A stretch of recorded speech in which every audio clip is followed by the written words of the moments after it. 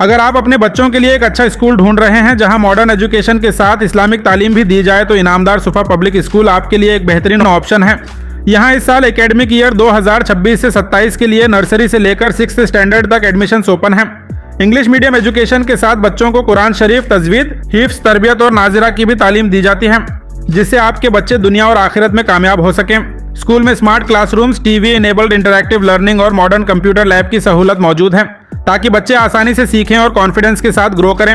बच्चों की सेफ्टी के लिए 24 घंटे CCTV सर्वेलेंस और सेफ कैंपस का इंतजाम किया गया है। इको फ्रेंडली और चाइल्ड फ्रेंडली एनवायरनमेंट में बच्चों की पढ़ाई के साथ उनकी अच्छी तरबियत पर भी खास तवज्जो दी जाती है। क्वालिफाइड और केयरिंग टीचर्स हर बच्चे को समझकर गाइड करते हैं, ताकि हर बच्चा अपना ब्राइट फ्यूचर बना सके। सेफ और रिलायबल ट्रांसपोर्ट के साथ यहाँ स्कूल बस फैसिलिटी भी अवेलेबल है।